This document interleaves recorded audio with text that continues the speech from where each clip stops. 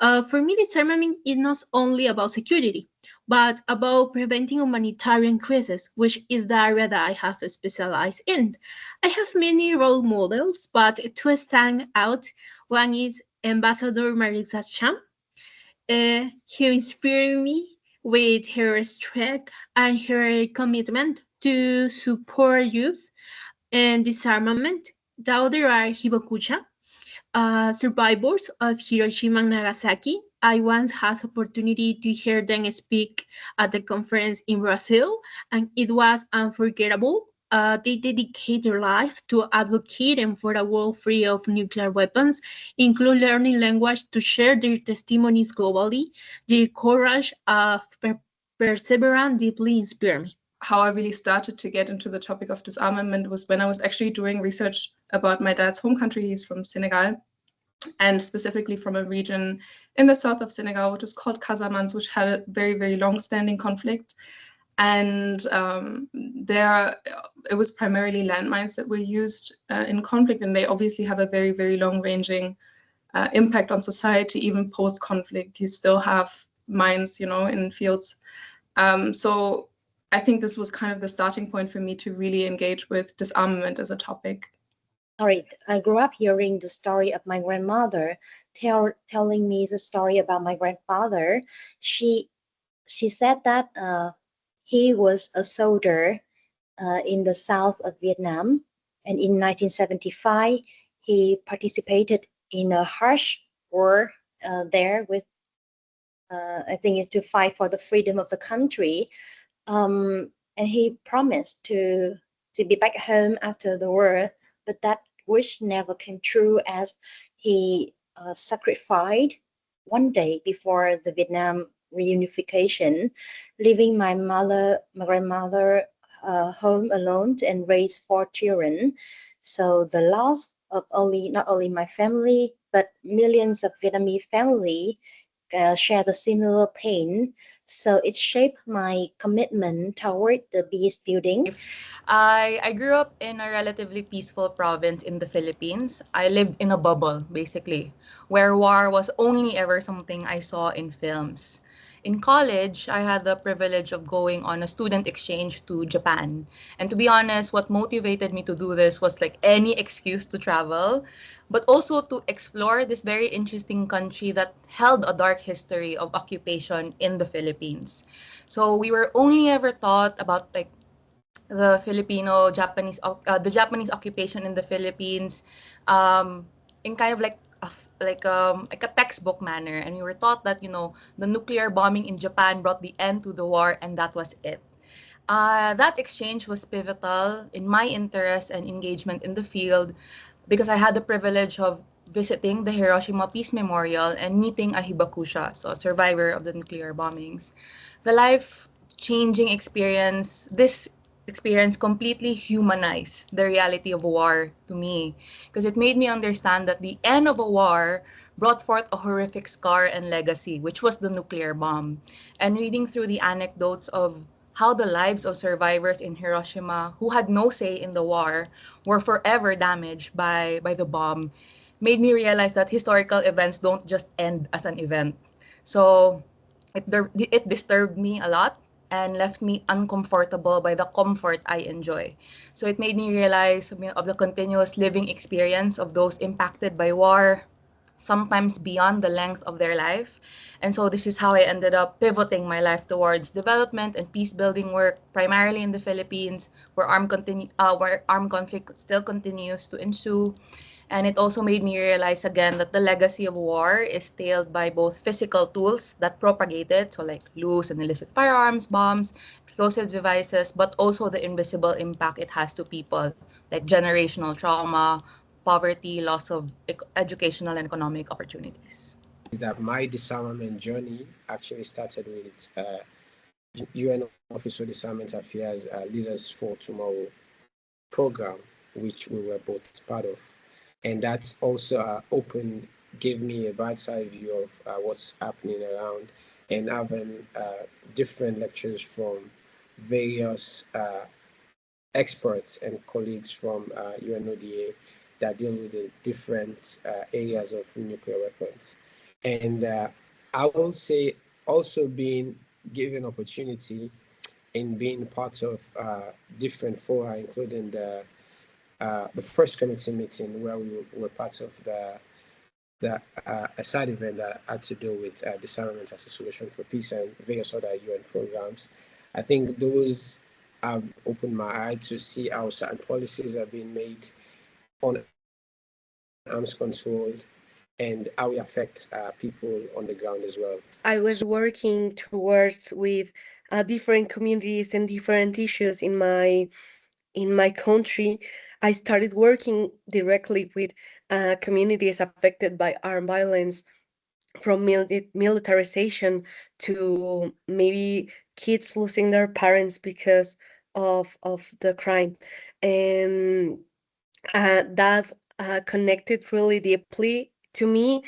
If I even unlocked some things in my own personal story that created this special connection and then commitment to this topic. And then I started gathering more information and preparing more myself on how could we take part on that.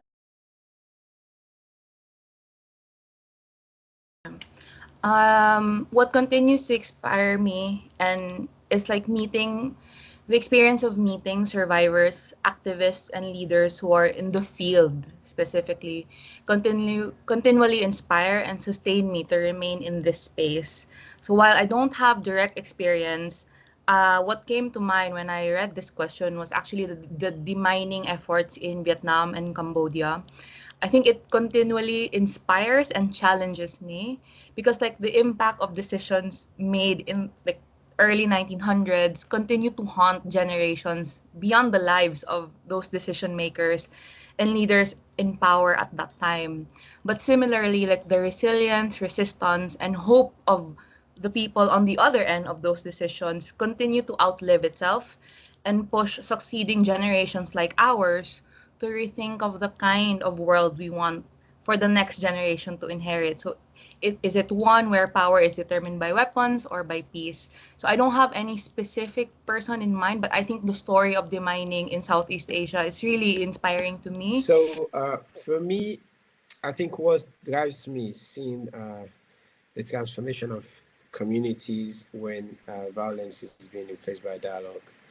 And I founded an organization, Peace Drive, that basically leads civic education, and which includes also disarmament-related dialogues within our context. And thinking about all the many communities that have been affected by armed violence and all the ones that we have lost during this armed war, on how they don't have these spaces or these voices, and how we can take this part on behalf of them, not to take their spaces, but to speak on behalf of them, and to promote their stories and their strengths. Yes, so in terms of my motivation, I think for one, it's a little bit of the feeling of it being a necessity. I think if we want to live in a peaceful world, then actually every actor in society would have to consciously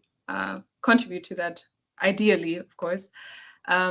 So I think it's indeed a valid question, because there is a lot of frustration also involved, especially because there's so many things that we cannot influence, and we see more and more conflicts rising globally. But then at the same time, that should also motivate us to stay, on topic and discuss these things to find a way out.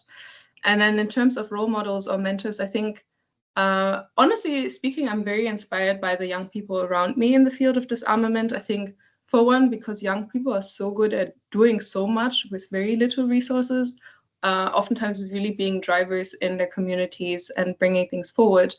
So I think that's what is also like a factor that inspires me and really motivates me to stay ongoing. So, looking left and right and seeing what other young people are doing is, I think, something that I actually kind of use as my role model. Well, I think the main misunderstanding has to do with the age gap. I would say, and I'll touch on that briefly.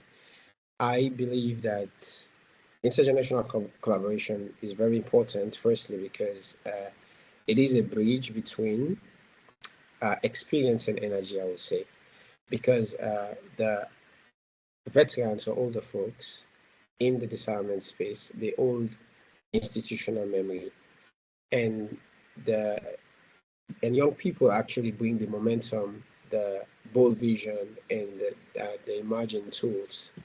But there is often a misunderstanding because sometimes the older folks see youth as lacking experience, whilst the younger folks sometimes view the institutional memory or institutions as being very resistant to change. So that's the main difference, in my own opinion, and I believe that we actually need each other in order to drive the momentum going forward. Me, intergenerational collaboration is where theories from what young people are taught about war and weapons converge with the actual lived experiences of survivors, humanitarian workers, military officers, and other actors who are more senior and that are part of addressing a conflict.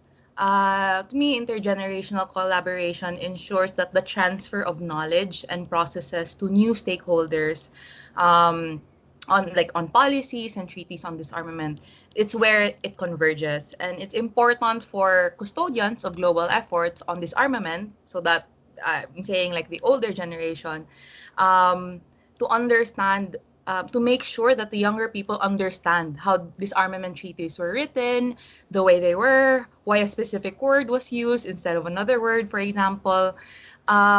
Because nuances are critical in ensuring we understand why there are deadlocks in certain processes. And in the same vein, this institutional knowledge ensures that the process moves forward.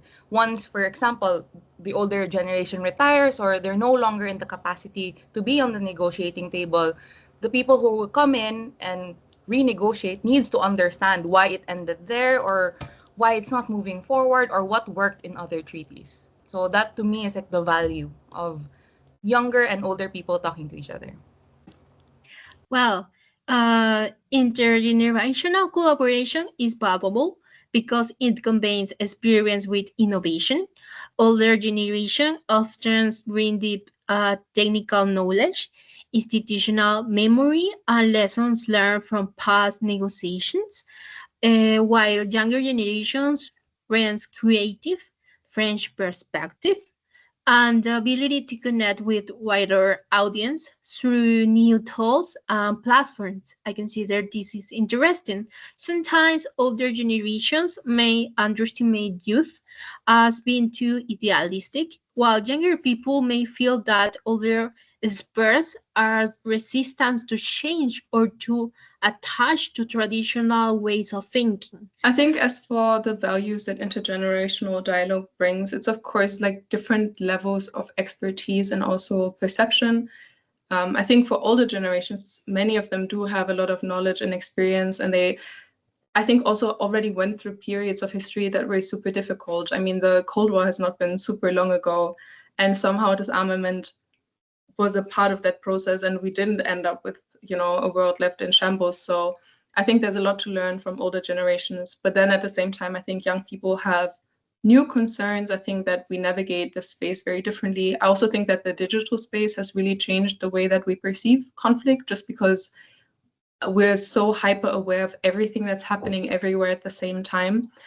So I think that the feelings that a lot of young people have are, I think, underestimated, but also their skills are underestimated a lot of the time.